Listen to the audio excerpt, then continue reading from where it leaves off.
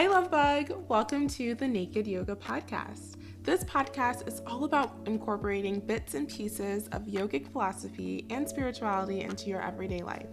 I'm your host, Nneka, a graduate student at Columbia University's Spirituality Mind-Body Institute. I'm also a yoga and meditation instructor at a little studio called Core Power Yoga. You may have heard of it. My mission here is to help you nourish your mind, body, and spirit connection. Each podcast episode will begin with a guided meditation, followed by the core of the episode pairing a spiritual concept with science. Lastly, each episode will end with a mindful closure, providing you with actionable steps you can do after listening to deepen your mind, body, and spirit connection. So, without further ado, let's get right into today's episode.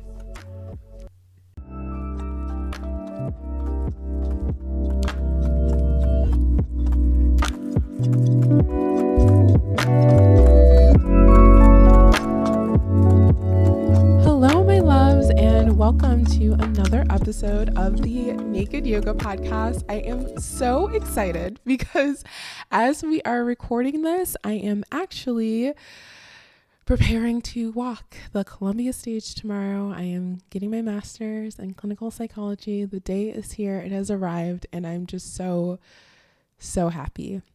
And so I thought in today's episode, we can talk a little bit about the concept of apigara or letting go, because I feel like that's something that the universe is really trying to lay heavy on my heart, because there's just been so many instances in which like letting go of Columbia University, letting go of New York City, and just like moving into the next chapter of my life has been really heavy on my heart right now.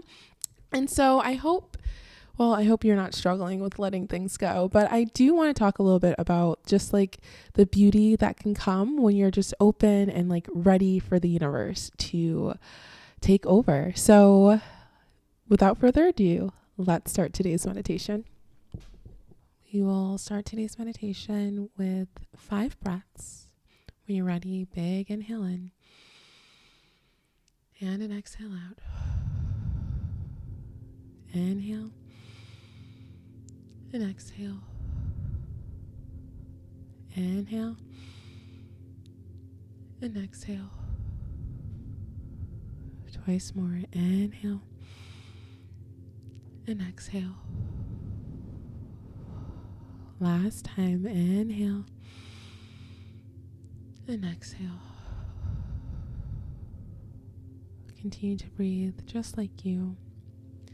I want you to begin to visualize the sun shining brightly on your skin. And as the sun shines on you, I want you to visualize a golden beam of light coming from the sun directly into your heart center, filling you up with that inner knowing, that inner intuition, that inner knowledge. And as that light passes down through your body, out of your feet, towards the core of the earth. Imagine that light going through the crust, the lava, towards the center of the earth. And then I want you to begin to take some time just to reflect on your lineage. We have our parents. We have our grandparents. Some of us are even lucky enough to know our great grandparents. But I want you to take some time today and just begin to connect with your ancestors that may not have a name for you. Ones that walked in the 1900s, the 1800s, before time was recorded. Visualizing the hundreds and thousands of people that lived and loved in order to make you, you. And to begin to visualize those people rooting for you on the other side. Visualizing those people who love you so much just because you are you.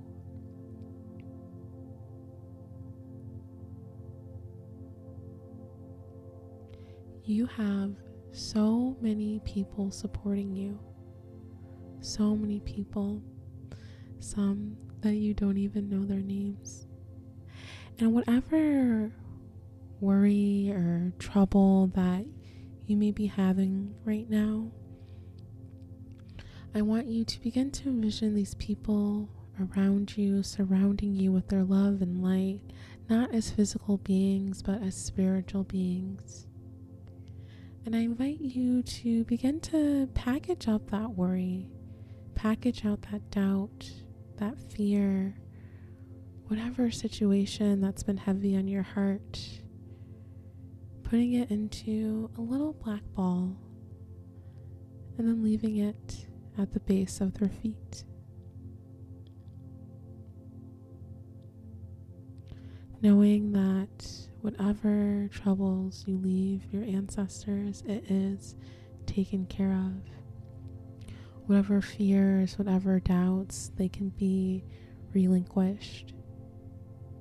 You are so loved, so held, and so protected. Take some time just to feel it now.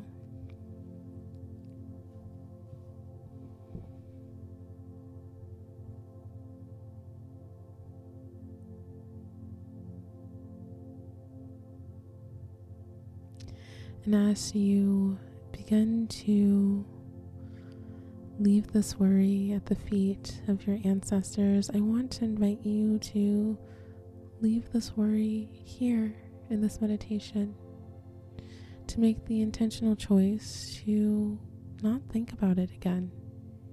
And if you do, that's okay. Just come back to that intention that it is done. And I invite you now to say that with me, either in your head or quietly to yourself 3 times. It is done. It is done. It is done.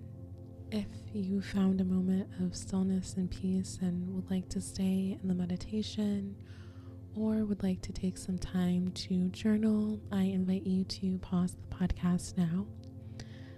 However, if you would like to be guided out, I invite you to take 5 cleansing breaths with me. When you're ready, big breath in and a breath out. Inhale and exhale. Inhale and exhale. Twice more. Inhale and exhale. Last breath. Inhale and let it go. Begin to wiggle your fingers, wiggle your toes, maybe take a nice little stretchy stretch. And I will meet you on the other side to dive into our topic today. Wow, that was honestly just so powerful for me. I hope you guys felt it. I think as we kind of, at least I'll speak for myself, in this culture in the West, it's so easy to kind of disrespect the earth and have no connection to your ancestors that are unnamed, because we are thinking so individualistically when really there is a collective of people behind us, in front of us, to our left and the right of us. And there's this really beautiful saying too. I think I might look it up, but it's this, I want to say indigenous saying or an indigenous greeting that translates to English as my ancestors to the right of you, my ancestors to the left of you, see you and honor you. And give me 1 second. I might see if I can find it. Okay, sorry, no luck, but that is going to bug me. And hopefully by next week, I will have that name, because it's such just like a beautiful greeting. And I do think sometimes we can just not realize how much we are loved and held and protected in this lifetime. So moving on, I do want to talk about the concept of letting go. And I first want to talk about it as the yogic concept. So Apigara is non-attachment, and it is one of the last yamas, or how we should live our inner life. And so the entire concept of Apigara, which if you haven't listened to the 8 limbs of yoga episode, I believe it is episode, let me check. I believe it is episode 7. It is episode 7. If you want to listen to that, I break down all of the 8 limbs. But in today's podcast, I just want to talk about Apigara because it is so hard not to get attached to things, right? And Apigara, non-attachment, it doesn't just refer to the material, although that is commonly how it is kind of described and perceived. It also relates to letting go of ideas that you've had in your head. Like, for example, I am currently really struggling with the concept of leaving New York, and I have been doing everything in my power to just like pretend that I'm not moving. And it's very much like not me being in my Apigara energy, and it's causing me problems because I'm not looking ahead. I'm staying stuck. I'm staying stagnant, and I'm blocking my own blessings, right? By like not allowing myself to move forward in my life and to get all the blessings that are coming my way.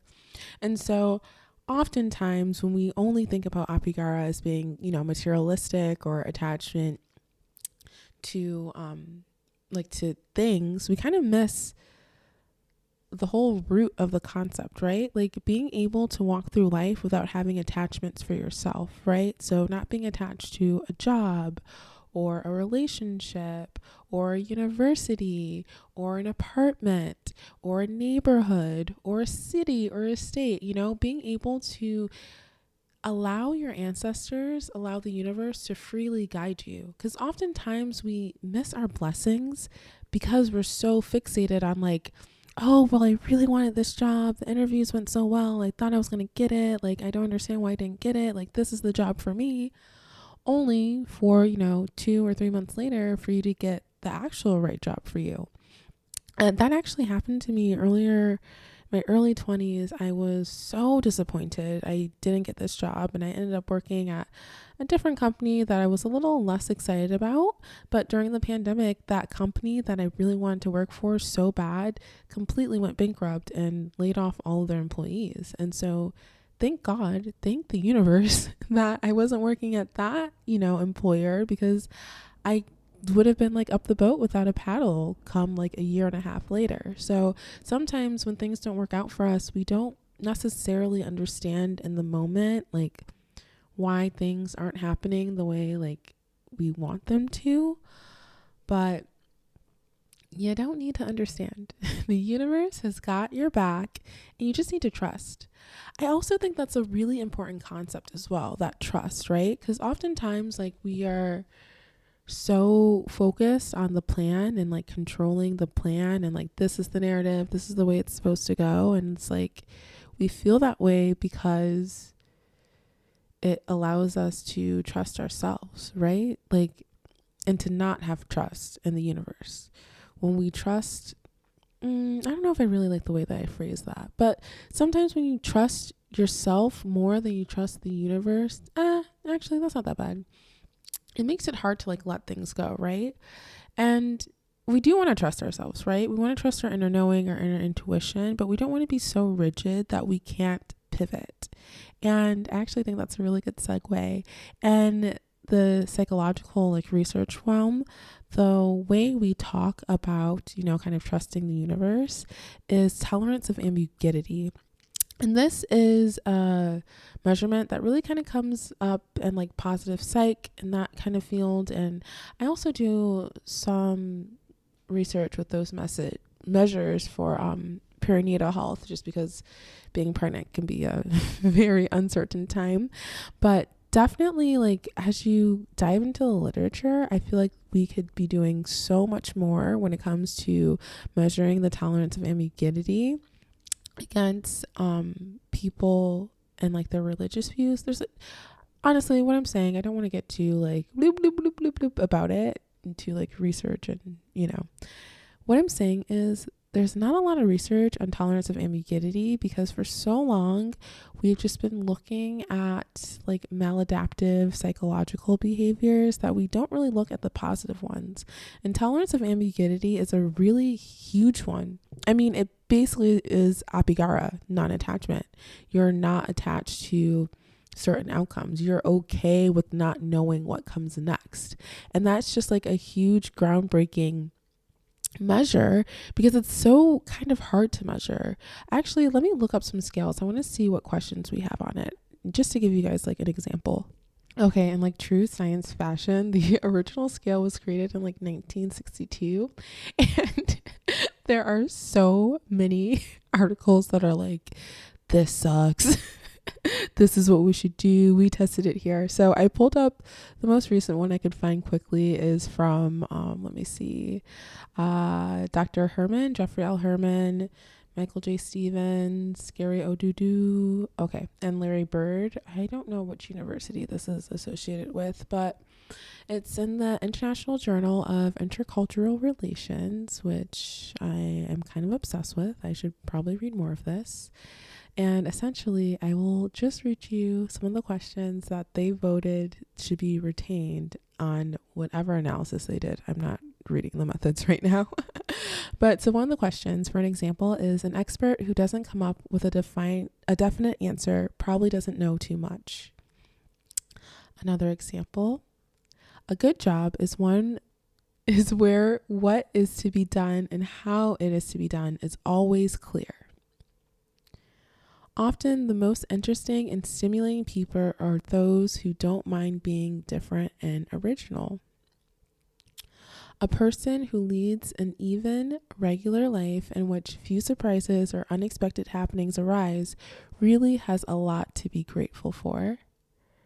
Teachers or supervisors who hand out vague assignments give people a chance to show initiative and originality. Sorry, I think this one's funny. A good teacher is one who makes you wonder about your way of looking at things, which I think is so true and honestly a really great way to kind of measure tolerance of ambiguity. And so when you're thinking about how comfortable people are with like not knowing the answer or what comes next, it honestly kind of aligns us into this awakened brain concept, which Dr. Lisa Miller, I swear I cannot go like more than 24 hours without like raving about Dr. Lisa Miller. And I don't know if we've covered this in the podcast, but maybe I'll make a separate episode. I've had to have mentioned it, honestly, probably in the first 5, but there's that concept of like the awakened brain in which you're just kind of alert to all of life's possibilities, which kind of aligns with your spiritual center, your spiritual core, and then also apagara, non-attachment energy, right? Not being too attached to an outcome that you desire, right? And you don't even like, I feel like sometimes when we're thinking about like our life and our future, and I am like, don't get me wrong, I'm like a huge planner. Like I honestly like to plan everything and anything. The biggest and most happiest times in my life have been when like I hadn't really known it was coming. There's just something so like luxurious about the phrase I don't know and allowing the universe to really surprise you. And then not only being like, I don't know, but then not being anxious about it, right? Like that's what we're really trying to measure when it comes to that tolerance of ambiguity. Like, yes, you can not know, but how does that make you feel on the inside? Are you at peace? Are you trusting your ancestors? Are you trusting the universe to guide you? Have you left your worry and that little black ball at the feet of your ancestors? Or is that black muck all up in your brain and you're stressing about it every day and you like don't know like how to move forward? You know, and I think that's truly what we're trying to measure with tolerance of ambiguity, but it's so hard to know, right? And I think that's something that's just so interesting about clinical psychology, because yes, the research can say one thing, but then the actual clinical practice, actually working with people, will show you another thing, right? Because some people might say, hey, like, yeah, I 100% think that the best teachers make you like think for yourself and question the way you look at things, right? But then they'll be in the classroom and they're like, this professor doesn't like give any feedback on like my papers, like doesn't even care about if we turn the assignments in on time. Like this professor like literally just wants to sit and have a conversation all day, right? It's like, it sounds great on paper, but then the lived experience, the person might not be aligned with what it really means to have a professor that literally just wants you to think for yourself, right? We go to like educational institutions that are more focused on like metrics and like, oh, like how do our students score on like their ACTs, and like do they get accepted into college, and like there's some like, you know, like mathematics and like physical sciences that are a little bit more accurate, but like, or not even accurate, I guess more like, not analytical, but I guess more like definitive when it comes to, do you know it or do you not know it? But then there's things that I love, like the social sciences and like reading and writing, in which it's like it's a little bit harder to measure if someone is like really reading well, especially when you have these exams that are like, you can literally kind of hack them into like, oh, like the answer is going to be in the first paragraph or the second, and you're not really reading to understand or to learn, you're just reading to pass an exam. And now we have gone into a whole nother segue and I don't even know how we got here, but I'm going to wrap this episode up now. Let's head into our honorable closure, and I hope that this conversation helped you, just give you a little something to think about when it comes to like, how can you let things go? How can you be non-attached? How can you deal with like ambiguity in your own life? I also feel like I say that word a little bit wrong, guys. Ambiguity. I literally have a visual of Quagmire going giggity, giggity, giggity. All right, but let's head into our honorable closure now. For today's honorable closure, I honestly want to invite you to think about your life path, your life journey, everything that's transpired to get you exactly where you are now. And then I want to invite you to think of like pivotal moments in your life, moments that were maybe a disappointment at first, but then ended up being your absolute biggest blessing. For me, I will share with you guys, I was kind of gutted my senior year of high school. I didn't get into the university I wanted to. I went to my safety school, and then I also realized that the safety school did not have a cheerleading team. So I was devastated to be like, wow, like I didn't want to be a professional cheerleader, but I did think it'd be cool to cheer at the collegiate level, and that was something that I did really want to do. That never happened, but what did happen was my family friend Indira, if you're listening, Miss Indira, she gifted me a yoga mat. And so instead of continuing to cheer, I thought, oh, I've heard about yoga. People are like really flexible. They like get in like all these weird poses and they have a smile on their face, which is essentially what cheerleading is. And that kind of started my yoga journey when I was 17, like 12 years ago. Oh my gosh. But yeah, so that was a moment that I really thought was like devastating at the time, but then here we are 12 years later. It turned out to be one of my biggest blessings, and I can honestly name countless more, but I want to give you some time to reflect in your journal. And yeah, thank you guys so much for watching, or sorry, I always say that. Thank you guys so much for listening. Make sure you follow, give this podcast 5 stars, and I'll see you guys, or listen to you guys, or talk to you guys next week. All right, love you, my little love bugs. Bye.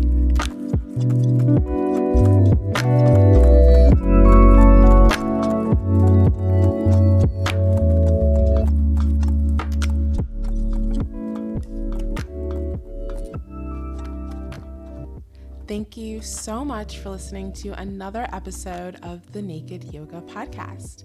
My name is Nneka, and if you want more content from me, you can follow me on Instagram or subscribe to my YouTube channel at Nourish Nneka. This is a completely independent podcast. Yes, I write the scripts, record, and edit the podcast all by myself. Therefore, any support you could give, like a share, a comment, maybe leaving a little review on Apple Podcast or wherever you might be listening, would go a very long way and warm my little itty bitty heart.